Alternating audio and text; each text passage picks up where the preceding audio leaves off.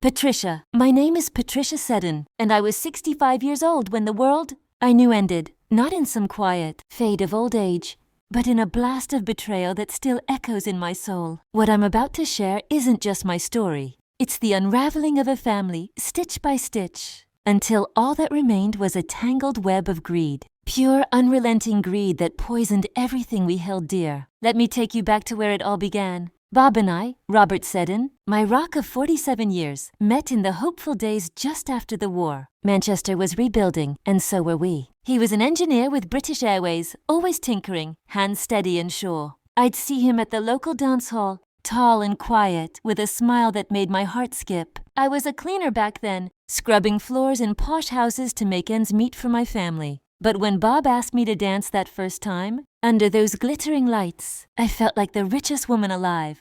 Lights dim on Patricia as a flashback scene illuminates stage left. Young Bob and young Patricia, dancing slowly to faint. 1950s music? They laugh softly. Young Bob, you're light on your feet, Pat, like you were made for this. Young Patricia, and you're not half bad yourself. Mr. Seddon, tell me, what's a fancy engineer like you doing in a place like this? Young Bob, looking for someone real, someone like you. They share a tender kiss as lights fade back to Patricia. Patricia, we married in '65, built our life in that semi-detached house on Clough Avenue in Sale. It wasn't much, a 3-bedroom, with a garden out back where we'd grow veggies to stretch the budget.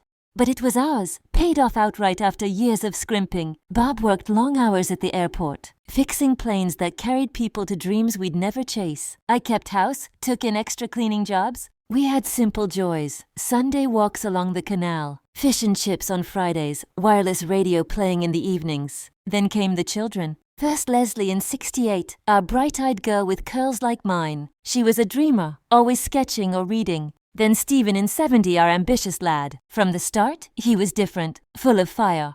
Always asking why and how much. Mom, when I'm big, I'll buy you a mansion, he'd say, stacking his toy blocks into skyscrapers. Flashback, stage right lights up. Child Stephen, about 8, plays with blocks at the kitchen table. Child Leslie draws nearby. Bob enters in work clothes, Patricia stirring a pot. Child Stephen, Dad, why don't we have a car like the Joneses? Theirs is shiny red. Obia ruffling his hair. Because we have something better, son, each other, and this roof over our heads. Child Leslie, I like our house, Daddy. It's cozy. Patricia, that's right, love. Now wash up for tea. Meat pie tonight, your favorite. Laughter as family sits to eat. Lights fade. Patricia, we raised them with love. Bob and I sacrificed so they could have more than we did. Leslie went into nursing, kind-hearted as ever. Stephen, he soared. Got into business young, married Nicola, a lovely girl from up north. They had 3 kids, 2 boys and a girl, our grandchildren who brought such joy. Stephen became a director at a firm, drove a Bentley, took holidays in Spain and Florida, owned a boat on Windermere. Bob and I would visit their big house in Cleveland's, marveling. You've done well, son, Bob would say, pride in his eyes. But success has a shadow. In the late 90s, it all cracked. Fraudulent trading, they called it. Stephen's empire was built on lies, dodgy deals, embezzlement. He went to prison for 15 months. Came out a changed man, or so we thought. Lost the job, the cars, the boat. Nicola stuck by him, God bless her. We helped, paid fines, covered bills. A family sticks together. I told Bob when he'd worry about our savings dwindling. Scene 2, the cracks appear, financial strains and loss. Patricia, then in 2008 our world shattered again. Leslie, our beautiful Leslie, passed suddenly from an epileptic fit. She was only 40, left behind her son Daniel, 17, with severe learning difficulties, autism, epilepsy, the works. He needed round-the-clock care. Bob and I didn't hesitate. We took him in, converted the spare room, got him into special programs. He became our light, that boy. His smile could melt the coldest day. With Leslie gone, Stephen was our only child left. We updated the will in 2009. Survivor gets everything first, then it all to him. House worth $160,000. Pensions, savings totaling around $230,000. We trusted him. Why wouldn't we? He was blood. But the visits tapered off. Calls came when money was tight. Mom, just a loan for the mortgage. I'll pay it back. We'd send it, remortgaging our paid-off home to buy him and Nicola a place in Seaham, County Durham, $40,000 extra in cash. For the grandkids, Bob said, though his eyes showed doubt. Flashback kitchen table. Stephen, mid-40s, slick but strained. Nicola hovers in background. Stephen, thanks for this, Mum. Dad, it's a fresh start. Siham's nice by the sea. Kids'll love it.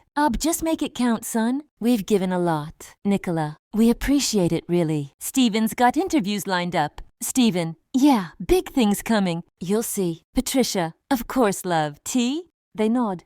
Lights fade as Stephen pockets a check. Patricia, Bob started voicing concerns privately. Pat, he's got an insatiable thirst for money, like a bottomless pit. I'd defend him. He's struggling. Give him time. But deep down, I saw the change. Eyes always calculating, hugs a bit too quick. Daniel thrived with us. We'd take him for walks, read to him. But caring was hard. Bob was 75, I 65. Stephen helped little. Too busy, he'd say. T'as platus pues?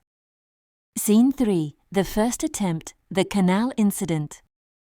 Patricia, March 20th, 2012. A day etched in ice. Stephen surprised us with a belated Mother's Day outing. Hired a fancy BMW, black, sleek. Picked us up, Bob, me, Daniel in the back. Fancy meal in town, he said, grinning. We were chatting, Daniel excited about ice cream, when it happened. The car swerved off the road into the Bridgewater Canal in Timperley. Water flooded in, cold as death. I screamed, unbuckling Daniel. Bob fought his belt. Panic, bubbles, darkness. Stephen. He escaped first. Climbed on the roof, yelled for help. Bystanders pulled us out. Heroes, really. We coughed up water on the bank, shivering. Papers hailed Stephen. Devoted son saves family from drowning horror. He did interviews, tears flowing. I thought I'd lost them. Hit a brick, blacked out from chest pains. But no brick was found. And odd details. He carried a knife, a steering wheel lock that day. Why, we survived, bruised, traumatized. Nightmares plagued us. Depression hit Bob hard. Daniel withdrew. Flashback, hospital room. Patricia and Bob in beds. Stephen at bedside with reporters outside. Stephen, Mom, Dad, I'm so sorry. The pains came on sudden. Bien weekly. Glad we're alive, son. Patricia, thank God for those passers-by. Reporter, offstage voice. Mr. Seddon, a word? You're a hero! Stephen, smiling to camera, just did what any son would. Lights fade. Patricia, Bob confided in me later. Pat, it wasn't an accident. He drove straight in. I dismissed it, couldn't bear the thought, but doubts festered. Pas pour you. Scene 4. Growing suspicions. The final days. Patricia, months dragged. Stephen's debts mounted. He'd lost another job. Our loans weren't repaid. Bob saw his GP. July 3rd. I think our son tried to kill us for the inheritance. Planned to confront him. We never did. July 4th, 2012. Warm afternoon. Fish and chips for lunch. Bob dozed on the sofa. Daniel in respite care. Blessing in disguise. I pottered in the kitchen. Door opened. Stephen, unannounced, charming as ever. Fancy a cuppa, Mom? Turned. Saw the sawn-off shotgun. Flashback. Intense lighting. Slow motion. Stephen enters with gun. Bob stirs. Stephen? What's that? Blast. Bob falls, neck wound. Patricia rushes. Patricia, no! Stephen, what are you doing? You're my boy! Stephen, cold, shoving her. It's over, Mum. For the money. All of it! She fights, clawing, screaming. He throws her down, shoots point blank. Blackout with gunshot echo. Scene 5. The aftermath. Revelation and justice. Lights up on Patricia alone, voice breaking. Patricia, he staged it. Gun in Bob's lap, his hand on it, like murder-suicide. Drove north, stopped for beer on CCTV calm, claimed the inheritance next day. Police unraveled it. The canal accident, a failed attempt. Shotgun bought illegally. Motive, greed. $230,000 he couldn't wait for. Trial in 2013, guilty. Whole life term. Judge said, you executed your parents. A monster their son became. We gave everything, love, money, trust. Poisoned by his heart. If there's a lesson, watch the shadows greed casts. Cherish true bonds. Remember us, not as victims, but a family destroyed by one man's darkness. God forgive him. I try, but the pain lingers. Lights fade slowly.